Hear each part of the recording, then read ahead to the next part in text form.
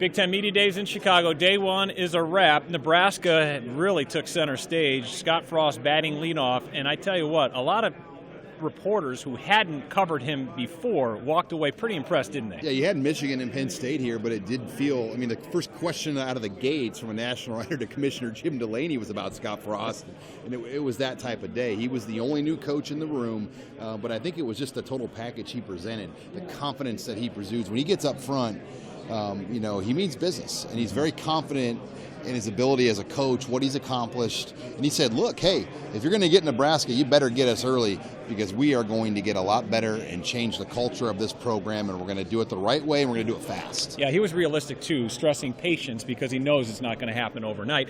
And he was asked about rivals, and I always loved that question, because he hasn't even coached a game yet, and some national writers were asking, hey, who's Nebraska's biggest rival at this point? And he said he's basically more familiar with Colorado than any team on the schedule this year. I thought that was pretty astute. Well, yeah, and when he spoke about rivals in the Big Ten, he's like, that will come. We've got to get better as a program first. If Nebraska football is 4-8 and you're playing Wisconsin, it doesn't really mean much at that point. So for games in the Big Ten to really have a rival feel, whether it's Wisconsin, whether it's Iowa, Michigan, Ohio, whoever, Nebraska football has to get better first. And he goes, those other rivalries will grow. And really, Iowa is probably the only one right now that's had that feel, because the Wisconsin series has been so one-sided. The Huskers only winning one of the games since the league started in 2011. And he said something striking when talking about Wisconsin and Barry Alvarez and what he's done to that program in Madison. Yeah, maybe the quote of the day was Wisconsin is out Nebraska.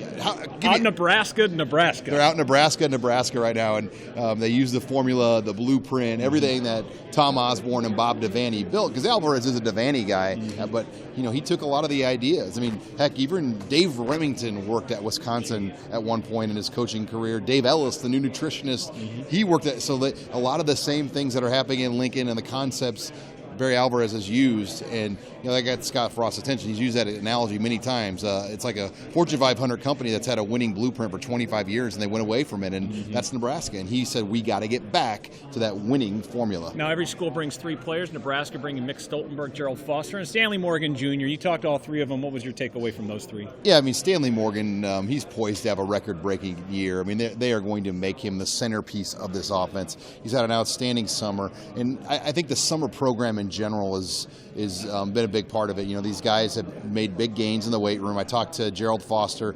I think he said there's 5 guys on the team right now that can squat 765 pounds in the weight room. I think that's 7 or 8 plates on the bar on each side. I have trouble with one. But yeah, he said just the strength and conditioning and the gains that guys have made, and you can see it. I mean, the guys just look leaner, ready to go. And Zach Duvall is as big a part of this as anything. And just getting that first look of the team when camp opens on August 3rd is going to be exciting. Yeah, Scott Frost mentioning Duvall by name multiple times when being asked about the change in culture of this program and how he's been so key. Now, not only is this Scott Frost's first Big Ten Media Days, also Bill Moos, and he met with us reporters for a bit.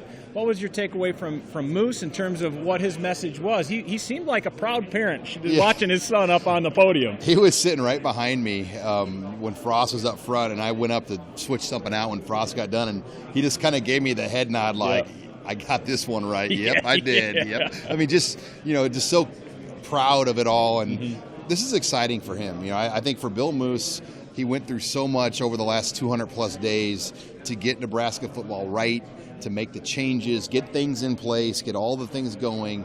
And now you can kind of see the light at the end of the tunnel, like this is going to start up here.